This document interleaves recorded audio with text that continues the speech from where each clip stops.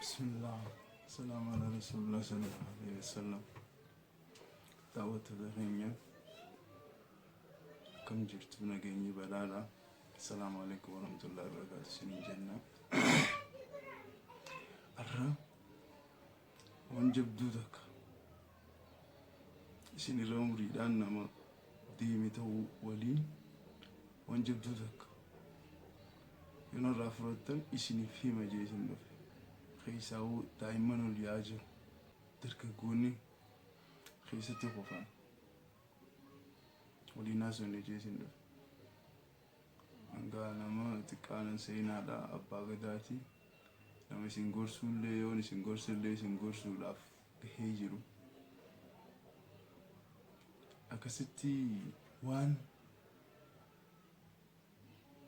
خيساو تركقوني خينيا hojii irraa itti ifiin kutan fuula dura deemuu irraa itti ifiin boodeef deebisan akka kiyyatti waan ittiin if ajjeesan illee jechuun hin danda'a. Maaliif hangam akka hamtu akka ta'e waan hin beekuuf jecha amma karaa yaada keenyaa dabruudhaaf yeroo mara keessaa barattoota irratti jecha nuuf hin galu jaan takka qabatanii yeroonii fi barumsarraa moggatti yookaan barumsa wasanuu dhiisee keessaa bahutu argama. Yeroo hedduudha kun irra deddeebiidhaan kanee fi dargaggeeyyii keenya irratti mul'atu jechuudha. Waan nama dinqisiisu eessarraa yaada kana isaaf hin galu eenyu akka itti hin beekne yeroonni osoo ifuun qoraatiin osoo kitaaba tokko irra deddeebi'ee ilaalee haala itti jijjiiree ifin hubatin afin galu jee bakka harka keessaa baafate barumsaan ni walii galee ta'a yookaan ammoo barumsa mugguma deeme waan takka firraan eegu waan takka karraa eeganis hin barbaadu keessuma uumatee barumsa keessa kanumatti turu. Kanaaf mee waa'ee kana waan takka yoonii fi wal yaadachiisuun nama ni fayyadde akkuma jaansan waan san irraa waan xiqqoo waliif yoo xuuyne jeetiin isin duratti as ba'ee waa'ee kanaa diraamallee hedduudha hojjechuu barbaadeetiin garuu haalli naaf hin mijjenne gaafa mijjate waan takka numa hojjennaa hawaasa keessatti waan dadhabina arginu tokko jajjabeessuuf cimina isaan qaban isaan agarsiisuuf waan yaada daddabarsuu fi barbaanne hayyoota irraa fuunee isaaniin gahuudhaaf diraamaas ta'ee haasawaan isa hedduu godhuudhaaf wanta qabna. Chaanaala keenya kanallee asuma subscribe, like, share nu godhaa isiniin jenna. Amma akka walii galaatti yoo fudhatte namni barumsi hin galleef yookaan waan galleef hin jiru. Mucummaan amma dargaggeessummaan amma dubartummaan amma naaf hin galu jettee teessituun yoo gaafatte waa hedduu takka mataa keessaa qabdi. Hawaasa keessatti waan uumame waan gama naa dhageesse gama sii dhageesse waan bu'aan qaban jettee addu hedduu takka mataa sii keessa jira. Kunuu yoo gabbaasan koompitara takka guutee kabiraattillee dabruu danda'a jechuudha. Amma kana jechuun waa isii ni gala. Akka waan bu'aa qabuutu naaf hin galle jettuuti fakkaata malee waa hedduutu sammuu sii keessa jira. Nama waan galleef wanni dilliisan sammuu keessa hin taane osoo guyyaa haasoo isaa oolte hin fixxu guyyaa kaanillee itti dabruu malta akkasumatti deemuu mala. Garuu naaf hin galu jettee giseenii fi teessu waan bu'aa qabu qofa akka waan jettee si fakkaata. Maaliif galeefi jira waa hedduu galeefi jira. Naaf hin galu nama jee tokkoof waa galu irraa eeguun hin danda'amu galeefi jira ni beekti isiinuu. Hedduu maaltu maal ta'e mirroo jaanii waan ganda keessaa giseenii fi gaafatan kan beeyne hin qabdu aanaa fi ganda akka information argachuu dandeesse hedduun isii galeeti hangarraa sofa jirtu jechuudha. Sanuma qofa keessaan filiini akkuma jirutti waan beektu nu himee jaanii waan san gisee walitti qabdee siif himtu inna heddumina keessa koompitara meeqa guutuu mala hedduu sammuu sii keessa jira, sammuu isaa keessa jira jechuudha. Kanaaf waan bu'aa qabu naaf hin galu akka itti waan haayitee fakkaatti, garuu waan bu'aa qabu akkuma waan biraa sanitti osoo itti yaadin naaf gala jettee osoo nii fi maayindi seetii kanaan itti seentee wanni galleef hin jiru jechuudha. Kanaaf qophii sagantaa abbaa gadaa kanarratti waan akkana hedduudha haasawinaa. Inshallah fuula dura warra waliin irraa fayyadaman haa godhu. Amma kanaaf namni takka gizeenii fi amma ni hiitee barumsa wanta jettee waan beekumsa waan bu'aa qabu akka sammuu keessatti wanni bu'aa hin qabne hedduun takka bakka godhatti ati nama akkam akka taatu asumaan tilmaamuu dandeessa. Akkanumatti umriin ni deemti, yeroo ni deemtee sadarkaa itti fuutee dhalturra geessa. Mucaan kee yeruma dhalateerra bubbulee waasirraa afaan keetirraa dhadhagaa dhufa. Ati waan san barsiiste jechuu waan bu'aan hin qabne duraan humaan galan jettee tuffattee dikee keessatti kuftee wali qabdisan sanuma hirtaaf jechuudha. Kana bira dabra gizeenii fi inni kutaa takka lama dhaqee ati maali wanni isa kanaaf godhuu dandeessu waan beeytu waan bu'aan qabne wali qabdu saniin alatti waan inni si gaafate waan kutaa lamaa kutaa takkaallee deebisuuf hin dandeessu jechuudha. Mucaan kee kutuma takkarraa si caalaa dhufa jechuudha. Silaa dorgommii jabdu abbaan ilmi abbaa caaluun gaariidha. Garuu dorgommii jabduu keessatti ta'uu qabu. Osoo lafaa kaatanii dorgommii takka hin fiine, osoo lafaa kaatanii har takka hin ejjenne yoonii fa'a caaltu ta'e abbaa kee akkaataan ilmummaan ta'etu nuti si ilaaltu akka kiyyatti haala bareedaan natti hin fakkaatu. Maaliif dorgomaan gooni mucuma kanaa akkuma lafaa keetti ati taa'umsa jirta waan ta'eef si bira dabala. Kanaaf ilmoo teenyaaf illee an ilma isaatii bara jettee akka bakka guddoo ofirraa hedduu godhuutu gaarii. Meebii mucaan kun deemee gaaf takka akkuma keetiitti anis akkasi jee booda deebii hafuu mala. Kanaaf fakkeenyi namni itti godhatan nama harkan nama bira jiru nama gizee hunda jireenya isaa quba qaba waan ta'eef jecha. Kanaaf bira dabartee dhala biraallee doomsuudhaa fi kararratti murtee hambisuu keessa jirta jechuudha. Yoo matuma keetirraa fudhanne mee ati maaltu akka waan galle si godha waan siif hin galle si godha yeroo dura maaliif aboo an kompiitaraa jettu hunda keessatti. An kompiitaraa yan kana qaba cimaa keenyaatu jaanumaa laafaa dhiisii laafaan if darbee jira cimummaan an kompiitaraa kan akkamittiin dila kana qabachuu danda'a maarree godhuu danda'a. Waan si deebu ati kompiitaraa oli. Nama moraalitii jabeessuuf osoo hin taane kompiitaraa oli akkaataa itti taate qabda. Kompiitara sammuu akka ta'eetitti baatii 9 garaa haadhaa turtee buuteetu tolche. Ati garuu rabbiitu si tolche. Sammuu sanii wal qixa malee kompiitaraanii miti jechuudha. Sammuu kompiitara humna sanii wal qixa. Gaaf akkas jennu sammuu sanii na wal qixaa miti jetteetiif darbite. Deebitee kompiitaraanis wal qixaa miti.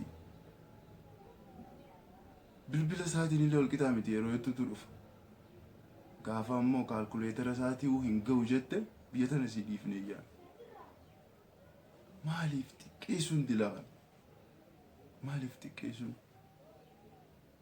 Namni akka keetii tokko, namni ollaa keetii dhalate tokko, namni biyya tee keessa dhalate tokko, namni lafa tanarratti hojii dhalatanii harma luugee akkuma keetiitti boohee maal jedhee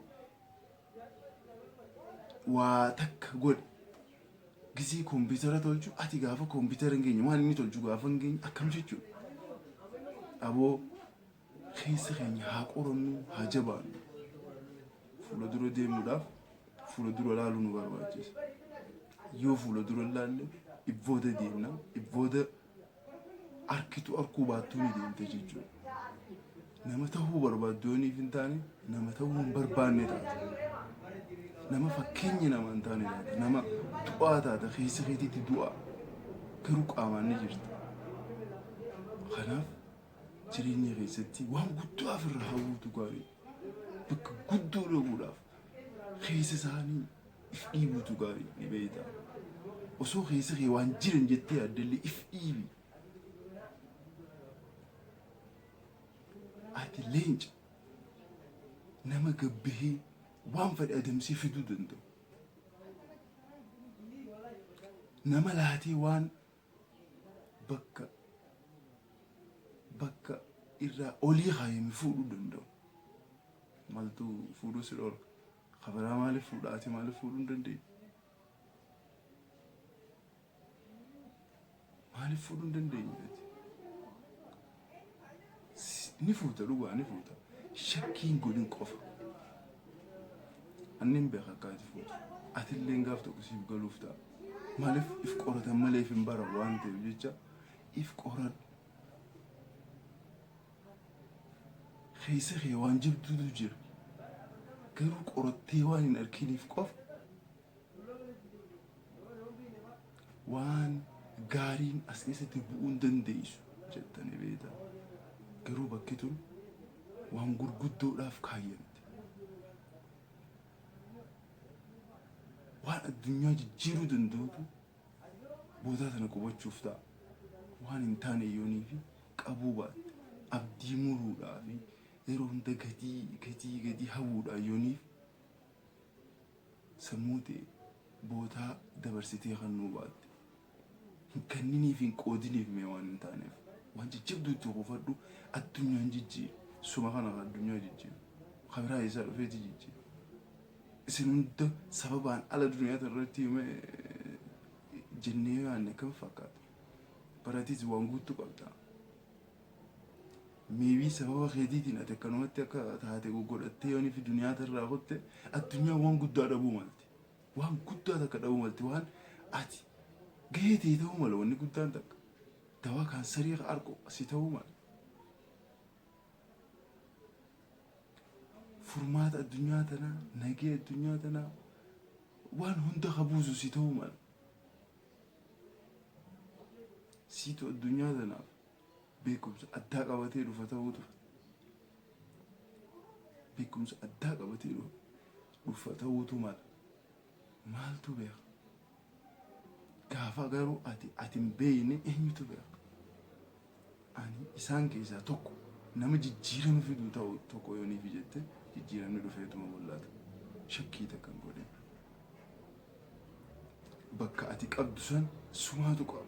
Arrallee nam takkaaf dabarsitee hin kennin. Nam takkaaf dabarsitee hin kennin. Qabadhu irra cichi galma gahii nu barsiisi. An akka ati bakka san guuttee argamtu niin beekaa. Atilleen arguuf teessa nu hundallee haalatti garsiisuuf teessa bakka san geessee jechuudha. Kanaaf nuti nama xiqqaa fi waan xiqqaa jetteef ilaaluun xiqqaa gootetti si hambisti. Arraba kee kana kasi godhe nama addunyaa tana guddaa namoota kana hunda gaafa isaan lafaa jalaa kaa'an namni tokkolleenu isaa kanarraa wahiitu dhufa jeegee hin beeku. Kanamoo waan akkanaa tanarraa maaltu dhufa? Waan hin taaneetu dhufa. Waanuma beekamu ganda keessatti akkas ta'u akkana ta'u gadi qofa namni yaadu. Siitu jabaatee foon sanitti lafee godhee dhaabbisee akkasitti garsiisee achi booda lakka abalu nama akkanaati. Nama nuuf furmaata ta'uu danda'u, addunyaa furmaata ta'uu danda'u jechuu qabeekan warra keessanirraa jalqabee yeroonii fi ati ibbeeytee achirratti hojjettee bakka san dhaabbattee argamte. Guyyaa ati waan san mul'iste guyyaa san atuu mul'attee si argan. Nama gizumanni jalarraa dhufu gizumanni dhalatu. Aboo kun maarree taa'aman maal jaanii wanti namu akkasumatti akkas ta'e hin jiru. Haala namni itti hin amanne, haala namni isa uumaata akka keessa jire jeeyyaan keessaa beeti uumaa keessa jiraate furmaataas ta'ee leenca gabbahee wahiin galu ta'ee mul'ata. Sunuutiif godha akkas. Yoo ati if darbite addunyaan si darbiti namni darbame immoo diikumarraa kichuma qushaashati yaafa namoota isa dhiyaatullee qushaasha godha. San ta'uun qabdu.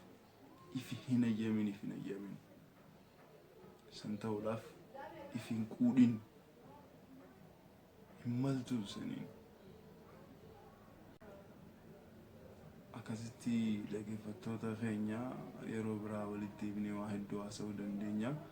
Gorsa kana gabaabaa jalqabumaaf jeetiin gabaabaa qabee akkasitti gara keessan dhufe. Yoonii fi jaalattan koomentii irratti illee waan takka kan nu barreessitan isiniin jenna. Subscribe illee nu godhaa, share illee nu godhaa. Waan kanallee nuti numa hojjennaa yoo isinii ta'e hedduu namatti tola. Yoo isinii ta'uu baatillee waan hedduu fuula dura akka isinii ta'u wanee finna jineetuma yaannaa. Du'aayitii isiniin isin bira dhaabbadhaa. Akkasitti nagee walitti dhiifne